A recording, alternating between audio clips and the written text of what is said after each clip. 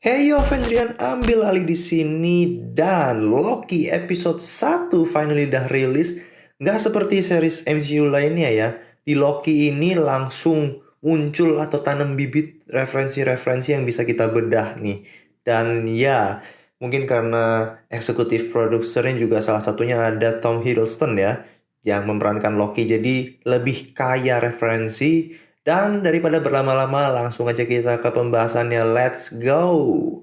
Di awal-awal kita ngeliat ya flashback lah ya dari Avengers event di 2012. Ada Loki dan ya Avengers lainnya, terus juga klip dari Avengers Endgame.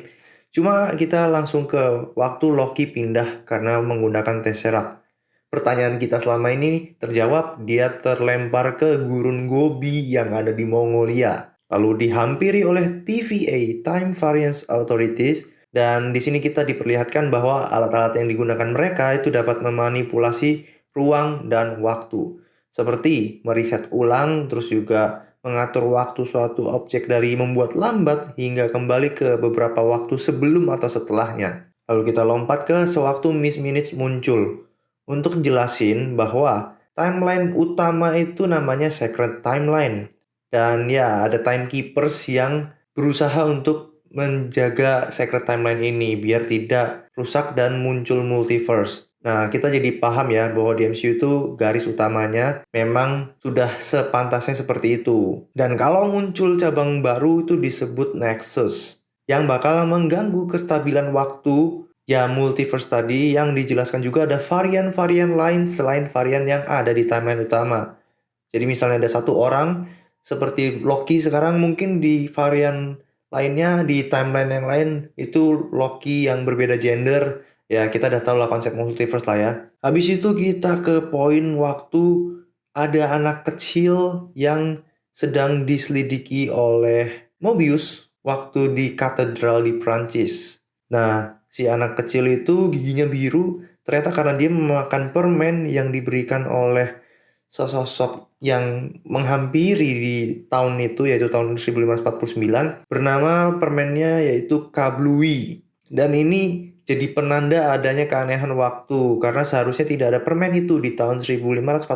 Makanya si Mobius minta untuk diselidiki dan ya si Minuteman-nya bilang ini mustahil, nggak ada jawabannya. Dan ya si Mobius bilang ya nggak ada salahnya untuk ditelusurin dan kita bakal dapat jawabannya nanti karena Kablu ini muncul di credit scene-nya ya, seperti yang di seri-seri lainnya. Kalau muncul di credits biasanya menjadi hal yang penting untuk kita ketahuin di episode-episode selanjutnya. Selain itu ada wujud iblis di kaca yang ditunjuk sama anak kecil tadi, menjadi petunjuk sosok varian yang hadir membunuh Minutemen yang ada di katedral Prancis. Mau bilang Mephisto ntar takut pada kegocek, mau bilang varian Loki yang lain juga belum pernah nemu di komik referensi dia jadi iblis.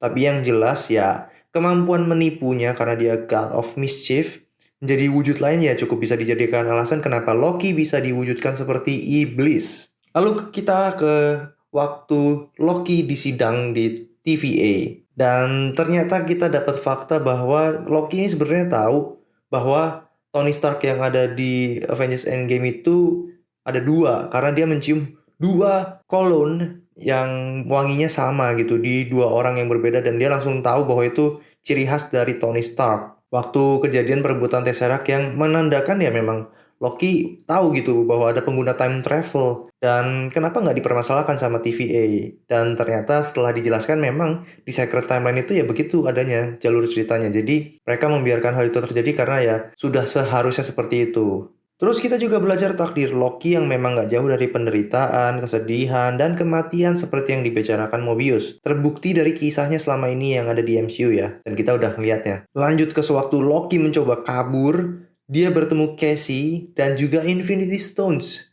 yang seperti dianggap penahan kertas atau hal yang biasa saja gitu di TVA. Membuat Loki sadar bahwa TVA ini punya kapasitas yang spesial dan berbeda dari yang dia bayangi. Karena Infinity Stone saja di situ dianggap enteng loh. Bisa jadi batu-batu ini sebagian ada yang pengen dibalikin sama Steve Rogers ke tempat semestinya. Ya karena di Secret Timeline dianggap berjalan semestinya, mungkin tanpa dibalikin pun sebenarnya udah berjalan seperti biasa gitu. Jadi batu-batu tadi itu diambil atau dikumpulkan oleh TVA karena ya udah ada yang aslinya gitu di tempat-tempat yang dikunjungi Steve. Ya ini baik lagi ini hanya teori dan kita belum tahu pastinya gimana. Tapi seru nih menjadi ada teori yang bisa bermunculan macam-macam gitu setelah ini pasti. Dan terakhir kita dikasih petunjuk adanya sosok Loki yang lain yang dikasih tahu sama Mobius. Kalau sesuai pengumuman dan bocoran sih ya dia adalah Lady Loki ya. Tapi untuk jawaban pastinya kita tunggu aja episode selanjutnya. Dan itulah yang bisa gue bahas dari Loki episode 1. Gimana? Ada yang gue lewatkan atau mungkin kalian temukan? Bisa ditambah di kolom komentar, kita diskusi aja bareng di sana. So ya, sekian buat video kali ini. Sampai bertemu di video berikutnya tentunya. Keep being humble. Selamat melanjutkan aktivitasmu. Bye.